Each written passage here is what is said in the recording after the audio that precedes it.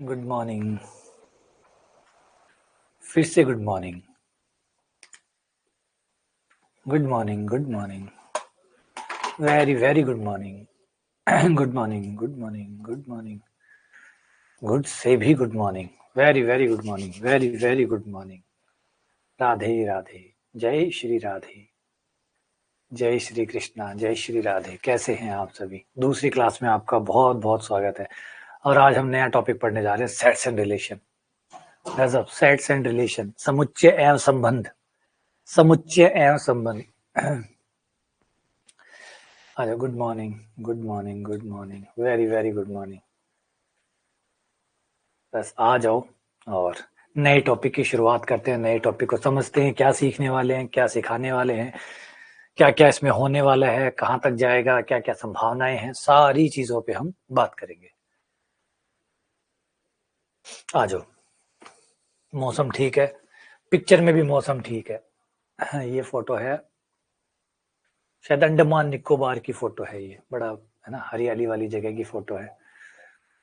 Photo देख के आपको अच्छा लगे, है ना? हाँ बिल्कुल, फोटो अच्छी लगाई है ताकि टॉपिक भी अच्छा लगे।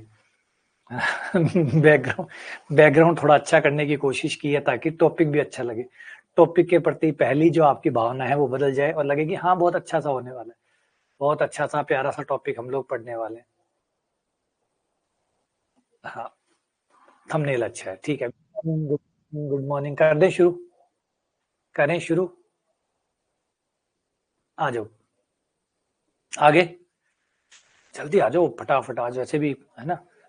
हाँ थोड़ा सा ऐप में प्रॉब्लम चल रही है, टेक्निकल प्रॉब्लम चल रही है, लेकिन क्लास, लाइव क्लास में कोई दिक्कत नहीं है। लाइव क्लास आराम से धड़ल्ले से हो रही है, अच्छे से हो रही है। सुबह वाली भी अच्छे से होगी और ये वाली अच्छे से हो जाएगी, क्योंकि क्लास दिख रहा है साफ, एकदम बढ़िया, मौसम साफ है। लाइव क्लास का मौसम एकदम साफ है, तो लाइव क्लास में आ जाते हैं। तो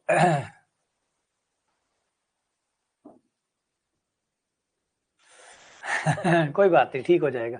धीरे धीरे सब ठीक हो जाएगा, विश्वास रखिए, सब चीजें बेहतर होती जाएगी। नंबर कम आते हैं, टेस्टों में आते हैं। मैं टेस्टों में हमेशा कहता हूँ, जो टेस्ट देते हैं उनको कहता हूँ, जिसने जीरो नहीं देखा वो कभी 100 भी नहीं देखेगा। जो जीरो देखेगा वही 100 देखेगा। जीरो 2 होंगे, 2 से 4 होंगे, 4 से 8 होंगे, 8 से 10 होंगे, और धीरे धीरे आप 100 तक पहुंचोगे। ये प्रोसेस है, ये हमारे लाइफ का प्रोसेस है। पहले जब भी आप टेस्ट देंगे, जब भी आप टेस्ट देने शुरू करिए, जीरो नंबर से स्टार्टिंग होगी। जीरो से खाते खुलते हैं, जीरो, फिर 1, फिर 2, फिर 3, फिर धीरे धीरे धीरे धीरे आप अपने आप को इंप्रूव करते रहते हैं और ऊपर तक पहुंचते हैं। सिर्फ इंप्रूव वही नहीं करता जो बीच में बंद कर देता है। इंप्रूव सिर्फ वही बंदा नहीं होगा तो बंद कर देता है। वरना जो भी टेस्ट दे रहा है, कितने भी नंबर आए, मैं कहूँ माइनस में भी आए, धीरे धीरे प्लस हो जाएगा, और प्लस होता होता लास्ट में ऊपर तक पहुंच जाओगे। तो चलो टॉपिक स्टार्ट करते हैं, सेट्स एंड रिलेशन। देखो क्या क्या पढ़ने वाले हैं। दो टॉपिक है, सेट्स एंड रिलेशन, दोनों एक साथ ही आते हैं। तो समुच्चय एवं संबंध है। पहले तो पढ़ेंगे समुच्चय क्या होता है। समुच्चय क्या होता है, समुच्चय को किस तरीके से लिखा जा सकता है, संख्याओं के कौन कौन से समुच्चय हमारे पास है, जो हम नॉर्मली 10 तक पढ़ते रहते हैं, वो समुच्चय कौन कौन से हैं, उनमें क्या क्या होता है, ये पढ़ेंगे। समुच्चय को कितने प्रकार से लिख सकते हैं वो पढ़ेंगे, और फिर समुच्चयों के बारे में थोड़ी सी संक्रियाएं वंक्रियाएं, ऑपरेशन ऑपरेशन करना सीखेंगे, और फिर उसके बाद प्रैक्टिस करेंगे। ठीक है, तो स्टार्ट करते हैं समुच्चय से। समुच्चय क्या होता है, सेट्स क्या होता है। नॉर्मली क्वेश्चन बता देता हूँ, 2 से 3 क्वेश्चनों का ये टॉपिक रहता है। कई बार ज्यादा प्यार आ जाए टॉपिक पे तो हो सकता है 3 से 4 सवाल भी पूछे जा सके। नॉर्मली तकरीबन उम्मीद है 3 सवालों की, एक सही से उम्मीद करूं, ज्यादा ना करूं ना कम करूं, तो 3 सवालों की उम्मीद रहती है। थोड़ा बड़ा टॉपिक है सेट्स का, तो इजी है, लेकिन थोड़ा बड़ा है, तो सेट्स में 2 क्वेश्चन सेट से उम्मीद करते हैं नॉर्मली, और एक रिलेशन से उम्मीद करते हैं। रिलेशन से एक ही सवाल नॉर्मली पूछा जाता है, सेट से 2 की उम्मीद करते हैं, तो टोटल मिला के 3 सवाल पेपर में आ सकते हैं। अब मैंने कहा जैसे ज्यादा प्रेम आ गया तो 4 भी दे देगा, और थोड़ा कटौती की आ गया कि भैया कट ऑफ करना है, कटौती लानी है, तो 3 के 2 भी हो सकते हैं। नॉर्मली अगर ठीक ठाक पेपर बनाया तो 3 सवाल आपको इस टॉपिक से मिलने वाले हैं। ठीक है, चलो पहले आते हैं सेट्स की परिभाषा पे। ध्यान से समझिए, क्योंकि बहुत इंपॉर्टेंट थ्योरी है सेट थ्योरी, बहुत बहुत बहुत इंपॉर्टेंट थ्योरी। आप यूं मानिए कि आपकी ग्रुप थ्योरी, आपकी रिंग थ्योरी, आपकी फील्ड थ्योरी, आपकी लीनियर अलजेब्रा, आपकी गणित के जो हायर मैथमेटिक्स है वो इसी के ऊपर खड़ी है, सेट्स के ऊपर ही खड़ी है। सेट्स से रिलेशन तैयार होता है, रिलेशन से फलन तैयार होता है। समुच्चय ये नींव में समुच्चय है। समुच्चय आगे बढ़ के संबंध बनाएगा, संबंध आगे बढ़ के फलन बनाएगा, और उसके बाद में ये ग्रुप थ्योरी बनाएंगे, और ग्रुप थ्योरी के बाद में ये रिंग थ्योरी बनाएंगे, और रिंग थ्योरी के बाद ये लीनियर अलजेब्रा बनाएंगे। तो आपका ये एक ही पैक है, और सबका बेस जो है वो है समुच्चय। तो समुच्चय को अच्छे से समझिए, कहानी समझिए कि है क्या चीज। देखो, समुच्चय की परिभाषा बड़ी सिंपल है, लेकिन कॉम्प्लिकेटेड है, समझने में कॉम्प्लिकेटेड है, बोलने में आसान है। A well defined collection of distinct object, numbers, figure etcetera is called a set. Set क्या होता है? कुछ नहीं, अलग अलग वस्तुओं को संग्रह करना है, अलग अलग वस्तुओं को संग्रह करना है, और सुपरिभाषित, वस्तुएं सुपरिभाषित होनी चाहिए, वस्तुएं सुपरिभाषित। एक वर्ड यूज आया वेल डिफाइंड। वेल डिफाइंड का मतलब आप सही से बताओ कि क्या लेना है ना, उसमें अधूरा अधूरा नहीं होना चाहिए। सुपरिभाषित वस्तुओं का, अलग अलग वस्तुओं का संग्रह, कुछ भी सुपरिभाषित। जैसे नंबर लेने, तो नंबर में कौन से नंबर लेने, ढंग से बताओ। वेल डिफाइंड का मतलब होता है ढंग से बताओ, है ना, क्लटर नहीं आना चाहिए। मतलब जैसे कहा कि नंबर ले आओ, उनको ले आओ, ये उनमें कौन आता है भैया, उनको बताओ, रामलाल को लाना है, कौन सा रामलाल, सन ऑफ डैश। तो एकदम क्लियर होना चाहिए, रामलाल को भी लाना है तो किस रामलाल को लाना है ना, किसको लेना है किसको नहीं, क्लियरिटी है ना। Well defined, well defined word को समझिए, तो प्यारा शब्द है वेल डिफाइंड, मतलब कोई कंफ्यूजन ना हो। जैसे मम्मी ये कहते हैं, मम्मी ये सामान कहाँ रखा है, मेरी माँ से पूछता हूँ, माँ ये सामान कहाँ रखा है, माँ कहता है वहां रखा है। अब ये वहां, कौन सा वहां, ज्यादातर मम्मी ऐसी बोलती है ना। आप लोग भी शायद इसको कनेक्ट कर पा रहे होंगे। जब भी मैं अपनी मम्मी से कोई चीज पूछता हूँ तो मेरी मम्मी हमेशा यही कहती है वहां रखिए। वहां कहाँ, फिर वहां वहां रखिए, वहां तो कौन सा वहां, पूरा घर पड़ा है वहां में पूरा घर कवर होता है, वहां में पूरा घर कवर होता है। मम्मी ढंग से बता कहाँ रखा है, फिर वो धीरे बताएगी पागल वो टेबल के ऊपर रखा है। हाँ अब ठीक है, अब ठीक है। तो यही वो इंपॉर्टेंट पार्ट होता है कि वेल डिफाइंड का मतलब होता है सही से बताओ। अधिकतर मम्मी ऐसी करती है, अधिकतर मम्मी ऐसी करती है, वहां रखा है, वहां रखा है, अब ये वहां नहीं बताती वहां क्या है। तो वेल डिफाइंड होना चाहिए। वेल डिफाइंड का मतलब सही ढंग से बताओ, अच्छे से बताओ कि भाई कहाँ रखा है। भैया जाओ, ऐसे ऐसे बताओ धीरे धीरे, रसोई में जाओ, रसोई में जाके जो पट्टी है, हाँ पट्टी के पास में जो स्टोव है या गैस है, बोला हाँ, गैस के लेफ्ट हैंड साइड में देखो एक डब्बा होगा, बोला हाँ कई है, उसमें से नीले वाला डब्बा है, उसे खोलो, उसके अंदर है। तो एकदम क्लियर होना चाहिए कि भैया ये यहाँ है। तो कोई भी आप सही से बता दो, और फिर मैं उनको इकट्ठा कर लूंगा, इसको सेट कहते हैं। आप मुझे, आप एलिमेंट बता दीजिए ढंग से कि भैया ये वाले एलिमेंट ले लो, फिर मैं इनको इकट्ठा करूंगा, और जो बनेगा इसका नाम होगा समुच्चय। वेल डिफाइंड कर दो, सही से बता दो, पहले तो मुझे सही से बता दो। जैसे आप किसी को चिट्ठी भेजते हो तो सब कुछ लिखते हो ना, XYZ सन ऑफ दिस, फिर ये गली, ये मोहल्ला, ये मकान नंबर, ये पिन कोड नंबर, सारी चीजें लिखते हो ना। सारी चीजें क्यों लिखते हो आप? ताकि चिट्ठी वहीं पहुंचे। अब तो नहीं भेजते, पहले की बात है, पहले जब भेजा करते थे तो सब कुछ लिखा करते थे। क्यों? क्योंकि हमें ये डर होता था कि ये चिट्ठी गलत जगह ना पहुंच जाए, किसी और के पास ना पहुंच जाए। तो जिसके पास पहुंचाना चाहते थे उसको अच्छे से लिखने की कोशिश करते थे, ताकि जो डाकिया है, जो पोस्टमैन है, उसको कोई कंफ्यूजन ना हो। अगर हमें लगा कि भाई 2 रामलाल हो सकते हैं तो हम रामलाल के साथ सन ऑफ भी डालेंगे, मकान का नंबर भी डालेंगे, गली का नंबर भी डालेंगे, ठीक है, जो जो संभावनाएं हो सकती है वो सब डालेंगे, ताकि एग्जैक्टली रामलाल, जो हमारा रामलाल है, हमारा रामलाल है, चिट्ठी उसी के पास जाए, किसी और के पास ना जाए। तो वेल डिफाइंड का मतलब सीधा यही होता है कि भैया सही से बताओ, कंफ्यूज मत करो। जैसे कहो कि नंबर ले लो, नंबर तो बहुत सारे होते हैं, कौन से नंबर ले लो? कॉम्प्लेक्स नंबर ले लो, रियल नंबर ले लो, नेचुरल नंबर ले लो, पूर्णांक ले लो, क्या ले लो? ऐसे मत बोलो नंबर, ढंग से बोलो कौन से नंबर। बस वही बात कहता हूं, वेल डिफाइंड होना चाहिए। तो आप पहले से सही से डिफाइंड करके मुझे बताइए, सही से डिफाइंड करके बताइए कि कौन से अवयव लेने हैं। उन अवयवों को मैं इकट्ठा करूंगा और वो बन जाएगा समुच्चय। अब समुच्चय कोई जरूरी नहीं कि नंबरों का होता है, पहले ये बात ध्यान रखिए। समुच्चय सिर्फ नंबरों का नहीं होता, गधों का भी होता है। 10 गधे इकट्ठे कर लो, समुच्चय बन गया, गधों का समुच्चय, है ना। घोड़े इकट्ठे कर लो, घोड़ा का समुच्चय बन गया। टेबल इकट्ठे कर लो, टेबल का समुच्चय बन गया।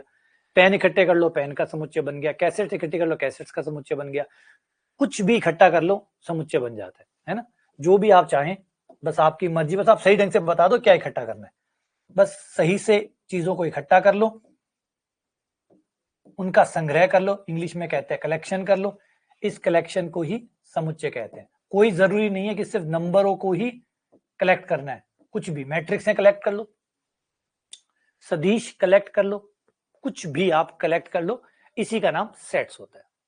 ठीक है, क्लियर है ये बात? हाँ, अलग अलग लेना, अब ऐसे मत लेना एक ही चीज को 2 बार ले लो।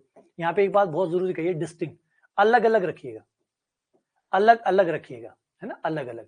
ऐसा ना हो, अब ये जो है ये जो भी चीज हो ये दूसरी होनी चाहिए, ये कोई तीसरी होनी चाहिए, सब अलग अलग होनी चाहिए, है ना। सेम टू सेम मत लेना, क्योंकि सेम टू सेम लेने से क्या होता है, कंफ्यूजन हो जाता है कि एक चीज को 2 बार लिख दिया। जैसे स्कूल का रजिस्टर होता है, उसमें हर बच्चे का नाम 1 बार आता है, अगर एक बच्चे का नाम 2 बार आ जाए तो बड़ी दिक्कत खड़ी हो जाएगी। एक बच्चे का 2 बार नाम आ जाएगा तो हर जगह उसका 2-2 चलेंगे, परीक्षा भी फिर 2 को देनी पड़ेगी। एक ही बच्चा फेल भी हो रहा होगा और पास भी हो रहा होगा, क्योंकि परीक्षा तो एक जगह ही दे सकता है।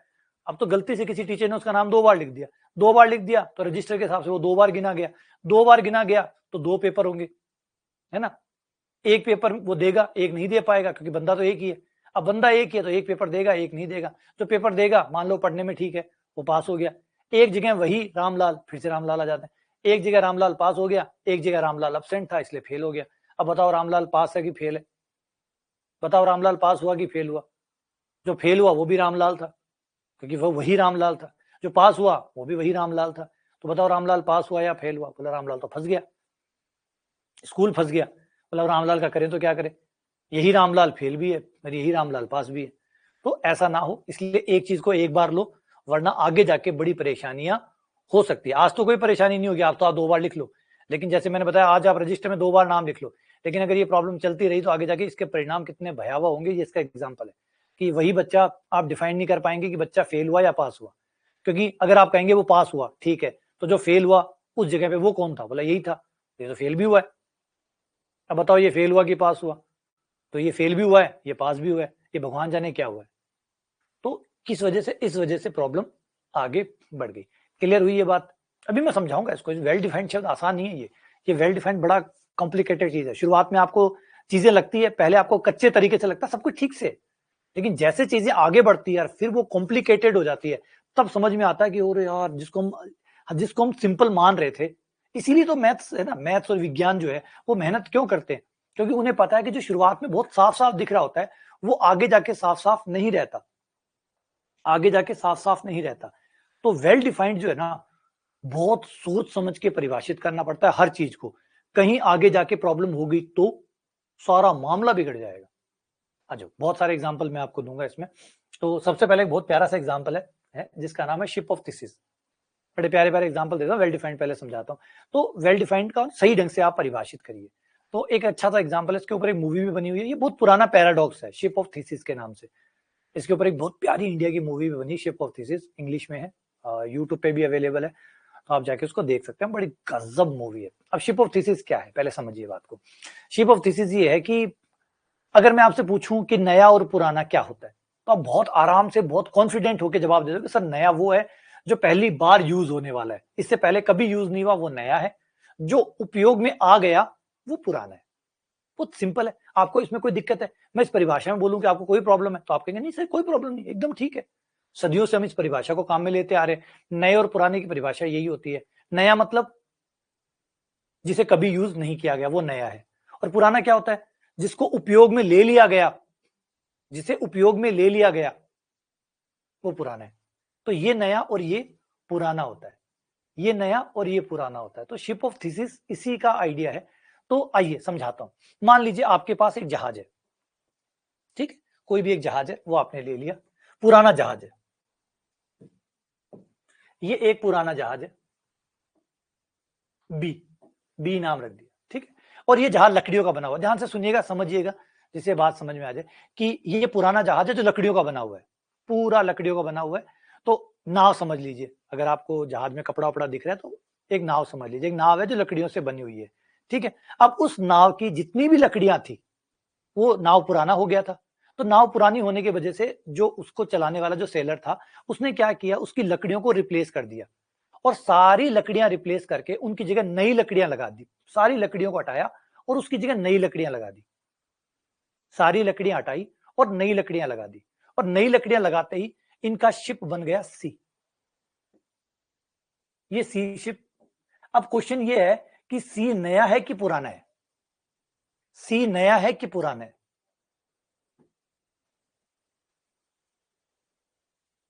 सी नया है कि पुराना है। अगर मैं किसी जहाज के सारे पार्ट्स को बदल दूं और उनकी जगह नए पार्ट्स लगा दूं, तो ये नया है कि पुराना है,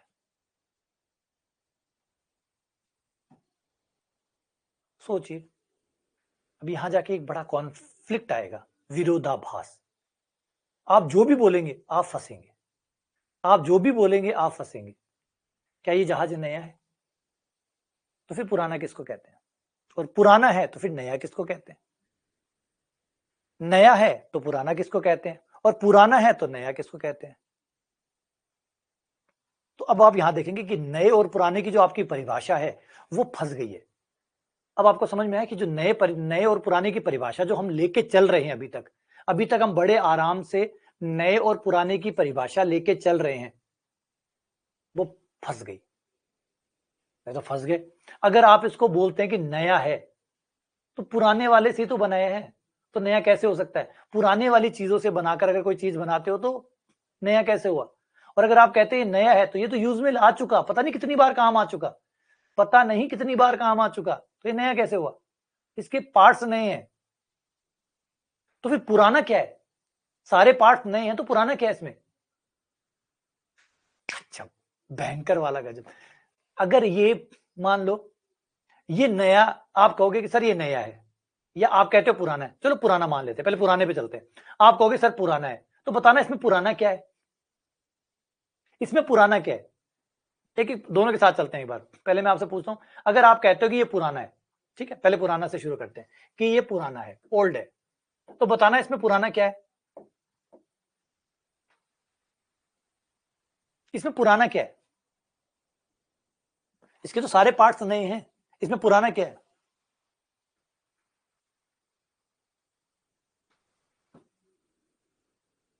इसमें क्या पुराना है? तो यार ये तो भयंकर प्रॉब्लम हो गई, ये तो भयंकर प्रॉब्लम हो गई।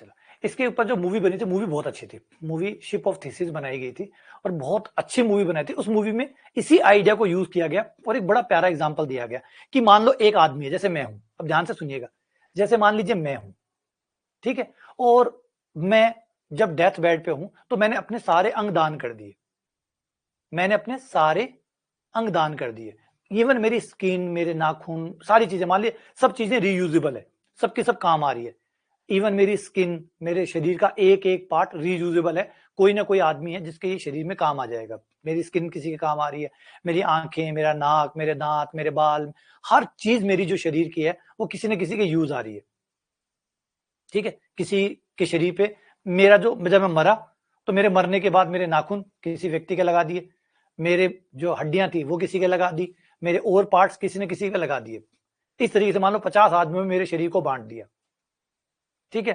अब एक बात बताइए कि क्या मैं मरा या नहीं मरा? मैं मरा या नहीं मरा?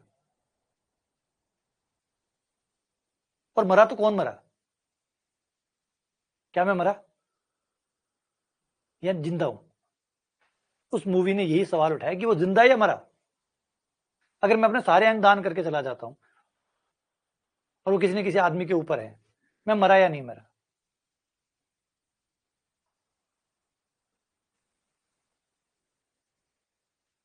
सवाल पेचीदा है, सवाल बड़ा पेचीदा है, क्या मैं जिंदा हूं? और अगर मैं नहीं मरा, अगर आप कहते हैं कि नहीं मर गया, तो बताओ क्या मरा?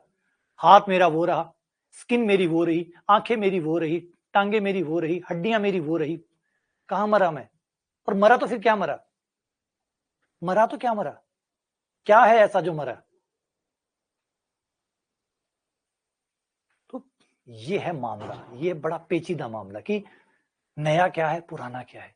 इसीलिए तो हिंदू धर्म में जो थ्योरी है वो यही तो चलती है कि आप कभी नहीं मरते। क्यों नहीं मरते? क्योंकि मर ही नहीं सकते आप मर ही नहीं सकते, है ना। 1+1 2 हो गया, क्या एक मर गया? क्या ये एक मर गया? क्योंकि यहां तो एक नहीं है, इस साइड में देखो, इस साइड में एक नहीं है, क्या एक मर गया? क्या एक मर गया? नहीं। क्या ये वाला एक मर गया? कहां गई है? मरे या नहीं मरे? तो ये भयंकर बड़ा क्वेश्चन है। ये सिर्फ पूरी मूवी देखिएगा आप, अगर आपको टाइम मिले, कभी पूरा टाइम मिले। चेतना वेतना छोड़ो, क्योंकि कोई नहीं चेतना चाहता मैं, झूठा फरम पड़ा ना पड़ो, आत्मा चेतना वेतना ना थे देखी ना मैं देखी, खाली सुनी सुनी सुनी सुनी तो नया पुराना भी सुन रखे हो, बता दो नया कि पुराना सुनी तो थारी घनी है, है ना, सुनना पर विश्वास करना तो बहुत कुछ सुन रहे, नए और पुराना सुन रहे, बता दो। और जहाज नया है कि पुराना है, ये जहाज नया है कि पुराना है, तो सुनना पर मत जाओ कि क्या सुना है। तो बड़ा इंपॉर्टेंट पार्ट है। तो ये एक सवाल, ये फिलोसॉफी का एक बड़ा सवाल है, हम क्या हैं, किसका जोड़ है हम? क्या ये अंग जो है इनका जोड़ हम है? अगर हम इनका जोड़ हैं तो फिर मेरे अंग दान करने के बाद मैं मरूंगा ही नहीं कभी। अगर मैं अपने शरीर को दान देके चला जाता हूं तो मैं मरूंगा ही नहीं, फिर मैं कभी नहीं मरूंगा, क्योंकि वो लोग आगे जाके किसी और को दान कर देंगे, वो कल किसी और को दान कर देंगे, तो मैं तो कभी नहीं मरूंगा, मैं तो ब्रह्मांड में हमेशा रहूंगा। और मर रहा है तो फिर क्या मर रहा है? तो यहां पे क्वेश्चन ये कहा गया कि अगर ये पुराना है, ध्यान से सुनना बात को, सवाल में ये है कि अगर ये पुराना है, अगर आप मानते हैं कि ये पुराना है, तो इसका मतलब इसमें कुछ ऐसा है जो पुराना है। वो क्या है? वो क्या है जो पुराना है? अगर हम किसी जहाज के सारे पार्ट्स को बदल देते हैं, सबको नया कर देते हैं, फिर भी हम उसको अगर पुराना कह रहे हैं, तो ये पुराना कौन है? कौन पुराना है? उसका हर पार्ट्स नया है, तो पुराना क्या है? सवाल इंपॉर्टेंट, पुराना क्या है?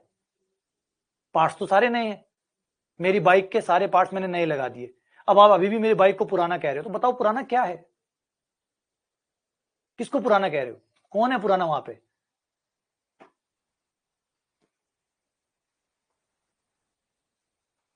धर्मेंद्र कह रहा आकृति पुरानी है। भाई तेरी भला, ये आकृति क्या होती है?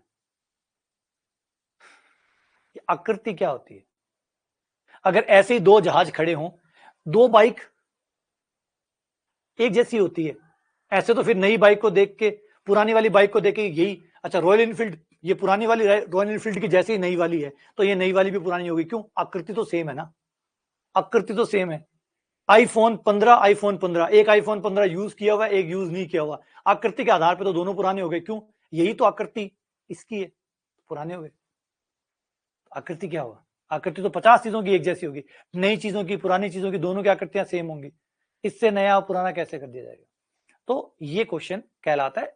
यही प्रॉब्लम होती है कि हमारी जो डेफिनेशंस होती है, वो हमें शुरुआत में तो ऐसा लगता है कि हमारी डेफिनेशन अपने आप में परिपूर्ण है, सॉलिड है, मजबूत है, कोई दिक्कत नहीं आएगी। लेकिन जैसे ही बड़े चैलेंजेस आते हैं तो हमारी डेफिनेशंस कमजोर पड़ने लगती है। शुरुआत में सब ठीक लग रहा है, सब कुछ बढ़िया लग रहा है, लेकिन आगे जब जाते हैं तो वो चीजें अटकनी शुरू हो जाती है। चलो एक और दूसरा पैराडॉक्स समझाता हूं। पैराडॉक्स का मतलब होता है विरोधाभास। जब आपको शुरुआत में नहीं लगता, शुरुआत में आपको लगता है सब कुछ नॉर्मल है, परफेक्ट है, कोई दिक्कत नहीं है, आगे जाके फिर मामला फंसता है। दूसरा एग्जांपल लेते हैं, एक बहुत अच्छा एग्जांपल हो रहा है lawyer paradox. Lawyer paradox,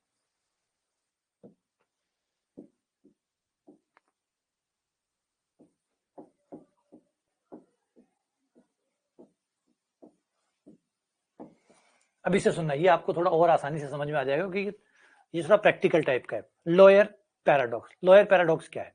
lawyer paradox में एक बंदा होता है, एक लड़का होता है जो वकालत सीखना चाहता है, और वो दुनिया का एक बड़ा वकील के पास जाता है और कहता है कि मुझे वकालत सीखनी है और मैं आपसे सीखना चाहता हूँ, लेकिन मेरे पास पैसे नहीं है, मेरे पास पैसे नहीं है, तो मैं आपसे वकालत सीखना चाहता हूँ। हाँ, लेकिन मैं आपसे वादा करता हूँ एक, कि जब भी मैं अपना पहला केस जीतूंगा, मेरा पहला केस जीतते ही मैं आपको आपकी फीस दे दूंगा। जब भी मैं मेरा पहला केस जीतूंगा, जीतते ही मैं आपको पैसे दे दूंगा। तो जो लॉयर होता है वो एग्री हो जाता है कि चलो ठीक है, जब भी तुम केस जीतोगे मुझे पैसे दे दोगे। बोले हाँ ठीक है। वो उसको 4-5 साल वकालत सिखाता है, वो वकील बन जाता है। वकील बनने के बाद में 1-2 साल तक वो उसके पैसे नहीं देता, तो जो वकील होता है, जो मेन वकील होता है, वो उस पर केस कर देता है कि इसने मुझे मेरी फीस नहीं दी। फीस नहीं दी तो कोर्ट में केस जाता है। कोर्ट में केस जाता है तो वो जो सीखने वाला होता है लॉयर, वो वहां पे आता है और कहता है कि किस बात का केस है? बोले इस बात का केस है कि तुमने फीस नहीं दी। तो उसने कहा मैं तो केस जीता ही नहीं अभी तक कोई, तो मेरी तो फीस बनती ही नहीं है, फीस बनती नहीं, अभी तक मैंने कोई केस जीता ही नहीं है। मैंने इनसे वादा किया था कि जब मैं केस जीतूंगा तो मैं फीस दूंगा, ठीक है, जब मैं केस जीतूंगा तो मैं फीस दूंगा, तो मैं तो अभी तक कोई केस जीता ही नहीं, तो मैं फीस किस बात की दूं? केस जीतूंगा तब फीस दूंगा ना, तो फीस नहीं लगेगी। अच्छा, अब अब अगर जज, अब जज फंस गया। जज इसलिए फंस गया कि अगर अब जज फैसला उस नए लॉयर के पक्ष में दे देता है तो वो केस जीत गया। अब केस जीत गया तो किस बात के पैसे? केस मैं जीता हूं, अगर केस वो जीतता तो पैसे मिलते ना, केस तो मैं जीता हूं, किस बात के पैसे? अब बताइए उसे पैसे देने होंगे या नहीं देने होंगे, क्योंकि अब तक तो वो केस जीता नहीं है, तो इस हिसाब से उसके पैसे बनते ही नहीं है। लेकिन अगर वो केस, अब जीत वाला केस जीत जाता है, जो उसने बड़े लॉयर ने जो उस पर केस किया है, अगर वो जीत जाता है तो क्या अब वो पैसे देगा? नहीं। किस बात के पैसे देगा? केस तो जीत गया, वो केस जीत गया। अगर मैं केस हारता तो पैसे देने पड़ते ना। लॉयर ने किस बात का केस किया था कि इससे पैसे दिलवाओ, तो वो केस हार गया तो पैसे नहीं देने। अब फैसला क्या होगा? पैसे देने होंगे या नहीं देने होंगे? तो ये लॉयर पैराडॉक्स है। यहाँ पे चीजें दिखने में शुरुआत में बड़ी सिंपल लगती है। आपको जब एग्रीमेंट किया था तो बड़ा सिंपल लग रहा था कि हाँ क्या दिक्कत है, सही कह रहा है बंदा कि जब केस जीतेगा पैसे दे देगा, सही तो कह रहा है इसने, क्या गलत है इसमें? तो शुरुआत में चीजें बिल्कुल सिंपल दिखती है, शुरुआत में चीजें एकदम सही लगती है, ऐसा लगता है कि कोई दिक्कत नहीं आएगी, आगे फ्यूचर में कोई दिक्कत नहीं आएगी। लेकिन जैसे ही चीजें आगे चलती है मामला फंसता है, आगे जाने के बाद मामला फंसता है। शुरुआत में चीजें ठीक से लगती है। इसीलिए हमने यहाँ पे, आप परिभाषा में देखेंगे, वेल डिफाइंड वर्ड का यूज करने का कारण सिर्फ यही है कि शुरुआत में चीजें सिंपल दिखती है, एकदम लगता है कि कोई दिक्कत नहीं है, लेकिन जैसे हम आगे बढ़ेंगे चीजें कॉम्प्लिकेटेड होने लग जाती है और जो नए चैलेंजेस आते हैं उनमें जाके ये परिभाषाएं फंस जाती है और फंसते पूरा का पूरा सिस्टम कोलैप्स हो जाता है। पूरा सिस्टम कोलैप्स हो जाता है। ये दिक्कत है। और यही सेट थ्योरी के साथ भी हुआ। सेट थ्योरी भी आगे जाके कोलैप्स हो गई, फिर काफी लोगों ने इसको बदलाव किया, बहुत सारी चीजें की, उसके बारे में तो मैं आपको डिटेल में कभी फुर्सत मिलेंगी तब अपन बात करेंगे। सेट थ्योरी के साथ भी बिल्कुल ऐसा ही हुआ, चीजें जाके आगे फंस जाती है। जो आपको शुरुआत में एकदम साफ दिखती है, लगता है कि कोई दिक्कत नहीं आएगी, सब सही है, वो चीजें आगे जाके लॉजिकली फंस जाती है। इसीलिए जरूरी होता है कि चीजों का वेल डिफाइंड होना। अब आपका दिमाग आएगा, अब वेल डिफाइंड कह तो दिया, लेकिन वेल डिफाइंड होता क्या है? बस इसी पे गणित लंबे समय से लग रही है कि वेल डिफाइंड होता क्या है। शुरुआत में जब वो लॉयर जब शर्त रख रहा था तब लग रहा था वेल डिफाइंड है, लग रहा था वेल डिफाइंड है, कहीं कोई दिक्कत नहीं थी, कोई दिक्कत लग रही थी? तो कोई दिक्कत नहीं थी। शुरुआत में लग रहा था, जब जब बंदा अपनी शर्त रखा था कि भैया मैं आपको पहला केस जीत के पैसे दे दूंगा, सब कुछ सही लग रहा था, कोई दिक्कत नहीं थी, बिल्कुल ऐसा होता है, आराम से हो जाएगा। लेकिन आगे जाके जैसे ही वो मुकदमा हुआ, जज फंस गया, बोला करे तो क्या करूं, पैसे देने हैं या नहीं देने। अब वो को भी कुछ भी करे, एक स्टेटमेंट उसके दूसरे स्टेटमेंट को काटेगा। जैसे मैंने वो नया और पुराने वाला समझाया था, आप उसको नया बोलोगे तो एक कारण आएगा पुराना होने का, जैसे आप पुराना बोलोगे एक आएगा नया होने का। जैसे आप शिप पुल को, इस शिप को जैसे आप बोलेंगे नया है, नया है, तो मैं कहूंगा नया कैसे हुआ, पुराने वाले शिप पे ही तो नया चीजें लगाई है, पुराने वाले पे तो नहीं लगाई है, तो फिर तो पुराना हुआ ना। तो आप कहोगे पुराना है, पुराना कैसे हुआ, सारे पार्ट्स तो नए हैं, पुराना कैसे हुआ? जिसके सारे पार्ट्स नए होते हैं वो तो नया होता है, फिर नया हुआ। तो कुछ भी आप बोलोगे, आप पुराना बोलोगे तो नया उसको काटेगा, नया बोलोगे तो पुराना उसको काटेगा, नया बोलोगे तो पुराना उसको काटेगा, पुराने का कोई तर्क आएगा वो नए वाले को काट देगा, नया बोलोगे तो पुराने वाला उसको काट देगा। एक और छोटा पैराडॉक्स से और ले लो, फिर आगे बढ़ते हैं, जिससे आपको वेल डिफाइंड वाला सेंस समझ में आ जाए। एक झूठा व्यक्ति है, एक लायर, लायर मतलब झूठा व्यक्ति, लायर सेड, एक झूठा व्यक्ति बोला दिस स्टेटमेंट इज ट्रू, इसे लायर पैराडॉक्स कहते हैं।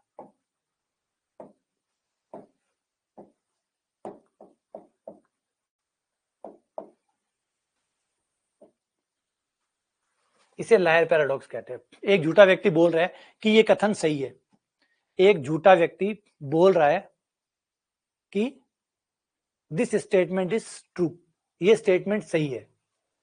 अब इसमें फिर फंस गए। अगर आप कहते हो स्टेटमेंट सही है तो झूठा बोल रहा है, झूठा बोल रहा है, झूठे पे विश्वास कर रहे हो। आप कह रहे हो नहीं ये झूठ बोल रहा है, तो झूठ क्या बोल रहा है? ये तो कह रहा है खुद ही कि स्टेटमेंट सही है, झूठ क्या है? ये तो कह रहा है सही है। तो यहां पे आप इसको झूठा बोलोगे तो सही लगेगा, सही बोलोगे तो झूठ, एक दूसरे को काटेंगे। आप कहोगे कि ये स्टेटमेंट सही है तो हम कहेंगे झूठा बोल रहा है, सही कैसे हुआ? झूठा कभी सही बोल सकता है क्या? झूठा कभी सही बोल सकता है क्या? फिर आप कहोगे नहीं नहीं झूठ बोल रहा है, झूठ का है, ये तो कह रहा है ट्रू है। आप कहोगे नहीं नहीं तो झूठ है, झूठ कैसे? ये तो ट्रू है, ये तो कह रहा है ट्रू है, झूठा कैसे हुआ? तो यहां पे क्या होगा, आपका एक कथन दूसरे कथन को क्रैक कर रहा है, काट रहा है। आप उसको कुछ भी साइड में जाएंगे, दूसरा साइड उसको खच, फिर दूसरी साइड में जाएंगे तो पहला साइड उसको काटेगा। यानी कहने का मतलब क्या हुआ, हमारी परिभाषाएं इतनी परफेक्ट नहीं है आज के दिन में कि हम लोग उन पे विश्वास कर सके कि ये परिभाषाएं कल आगे जाके टिकी रहेगी। समझ पा रहे हैं आप लोगों को क्या दिक्कत आ सकती है इस बात को? ये स्टेटमेंट इनको मत समझिए, रास्ता मत निकालिए, जुगाड़ मत निकालिए, बोला आधो सच आधो झूठ, ये नहीं है। ये बात ये कि हम इनके ऊपर विश्वास कर रहे हैं और इनके ऊपर विश्वास नहीं कर रहे, इनके ऊपर विश्वास करके हमारे लोगों को बिठाकर हम चंद्रमा पे भेजते हैं। किसी के जान का सवाल भी हो सकता है क्योंकि हमने इन पे भरोसा किया है ना। समझिए बात को कि ये जो गणित है इस पे हम भरोसा करते हैं और इस पे भरोसा करके ही हम लोगों को रॉकेट में बिठा के, इसके भरोसे पे ही रॉकेट पे बिठा के चंद्रमा पे भेज रहे हैं, मंगल पे भेज रहे हैं। किसी की जान जा सकती है अगर ये झूठे निकल गए, ये जो आप पढ़ रहे हो अगर ये झूठे निकल गए तो लोगों की जान जा सकती है। इन चीजों के ऊपर हम लोग टेक्नोलॉजी को बना रहे हैं, अगर ये गलत निकल गए, कल इन्होंने गलत काम कर दिया, नुकसान कर दिया, तो लोगों की जान जा सकती है। तो इसे मजाक में नहीं ले सकते, समझ रहे बातों को? हाँ ऑब्वियसली बात है, आप लोग कंपटीशन की तैयारी कर रहे हो तो आप उसके हिसाब से देख रहे होंगे, लेकिन समझो मैथ्स के ऊपर हमने हमारी तकनीक को, हमारे विज्ञान को, हमारे आने वाला फ्यूचर इसके ऊपर टिका हुआ है। कल ये कोलैप्स कर गया तो कल किसी की नींव कमजोर रह गई तो 100 माले की बिल्डिंग कोलैप्स हो जाएगी, चाहे बिल्डिंग कितनी मजबूत क्यों ना बने। अगर नींव गड़बड़ है तो कोई फर्क नहीं पड़ता कि आपकी बिल्डिंग में आपने कितना कंक्रीट डाला है, वो कोलैप्स होके ही रहेगी। तो ये हमारी नींव है वेल डिफाइंड। अगर कल वेल डिफाइंड जाके खत्म हो गया, ये टूट गया, सारा गड़बड़। ठीक है, आप जो कैलकुलेशन करते हो आप कॉपी में करते हो कि ये रॉकेट जाएगा, ऐसे चांद का चक्कर लगाएगा और वापस आ जाएगा, पता चला गणित ही गलत थी। सोचो क्या होगा, सोचिए क्या होगा अगर आप ये सोच के जाएं कि ठीक है ये रॉकेट गणित से सारा गणित या विज्ञान यूज करके आपने कागज पे सब निकाल लिया, ऐसे रॉकेट जाएगा और ऐसे वापस आएगा और ऐसे वापस आ जाएगा। सपोज करिए जिस गणित पे आपने विश्वास किया वही गलत होती तो आता रॉकेट वापस? नहीं। तो आप गणित के साथ मजाक नहीं कर सकते ये सोच के कि भाई चल जाएगा, जान जा सकती है, ये जानलेवा हो सकता है। तो वेल डिफाइंड होना बहुत जरूरी है। तो बहुत लंबे समय से एक जी रहे है इस बात को लेकर कि वेल डिफाइंड होता क्या है कैसे पता चले कि वेल डिफाइंड क्या है, कोई चीज शुरुआत में कैसे पता चले कि ये वेल डिफाइंड है, ये चुनौती है। बोलने में तो आसान है कि वेल डिफाइंड कर दो, लॉयर ने भी वेल डिफाइंड किया था, ये स्टेटमेंट भी वेल डिफाइंड लग रहा था, लेकिन बाद में वेल डिफाइंड नहीं हुआ। जब पता किया, जब उसको समझा तो पता चला ये वेल डिफाइंड है ही नहीं, तो पूरा का पूरा ये सिस्टम यहाँ पे कोलैप्स हो जाता है। ये दिक्कत है ना। वर्ड यूज डाल दिए हमने हमारी तरफ से फॉर्मेलिटी के तौर पे वेल डिफाइंड, है ना, लेकिन वेल डिफाइंड डालने से नहीं होता, वेल डिफाइंड बहुत मुश्किल शब्द है।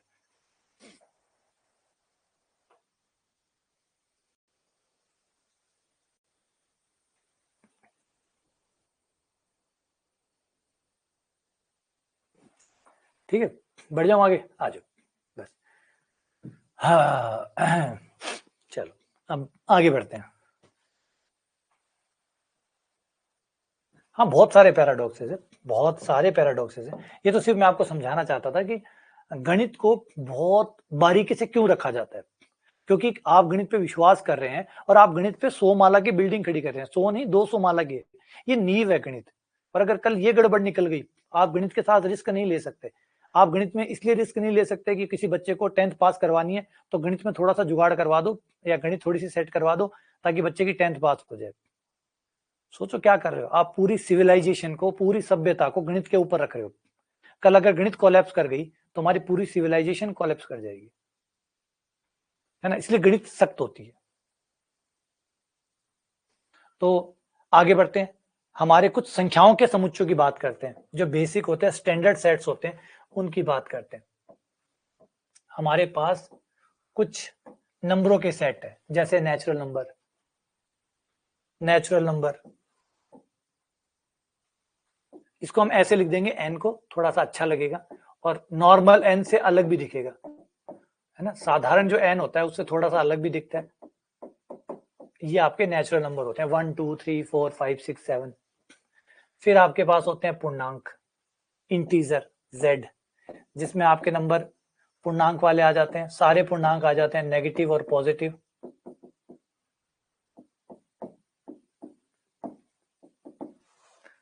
ठीक है, फिर आपके पास क्यूब में आ जाते हैं सारे नंबर जो इंटीजर अपॉन इंटीजर करके आप बना सकते हैं, इंटीजर बटा इंटीजर, p बटा q करके।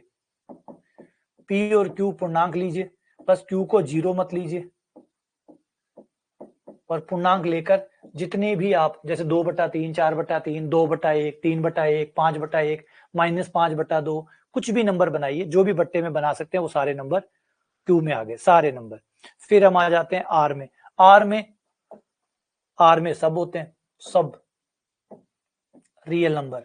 रियल नंबर क्या होता है? रियल नंबर होता है आपकी परिमेय संख्याएं, ये जो Q है, और जो Q से बाहर होता है जिसको अपरिमेय संख्याएं कहते हैं, अपरिमेय संख्याएं, इरेशनल नंबर। इरेशनल नंबर मतलब जो नंबर p बटा q में नहीं लिखे जा सकते, उन नंबर को इरेशनल नंबर या अपरिमेय संख्याएं कहते हैं।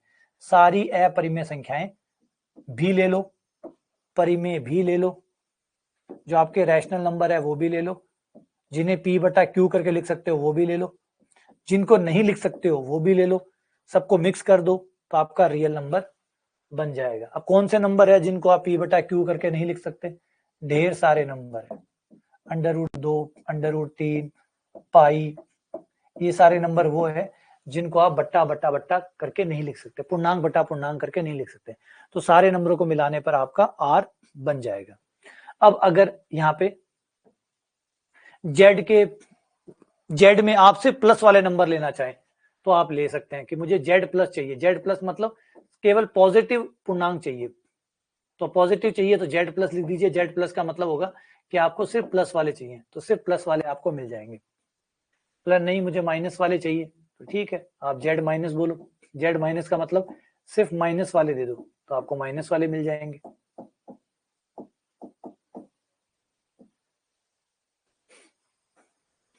इनमें जीरो नहीं आएगा, इनमें जीरो नहीं आएगा, क्योंकि Z+ में सिर्फ प्लस के आते हैं, Z- में सिर्फ माइनस के आते हैं।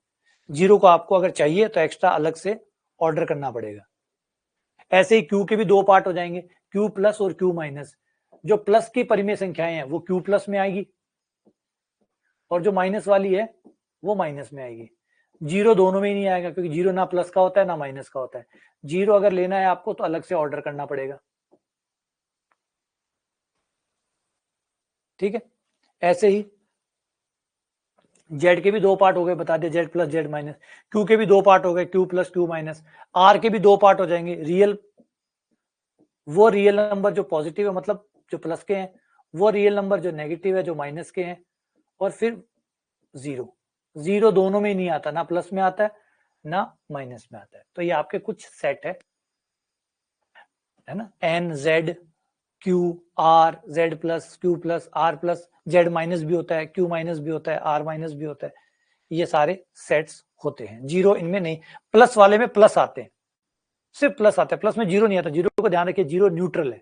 न्यूट्रल मतलब ना वो पॉजिटिव है ना वो नेगेटिव है, वो परे है ना, धर्मनिरपेक्ष, जो किसी धर्म के साथ नहीं जाता, धर्मनिरपेक्ष।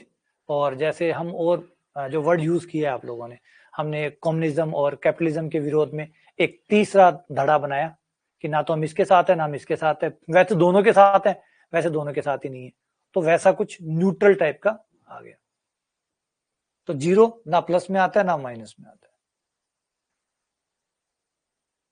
आगे चलते हैं, सेट का निरूपण।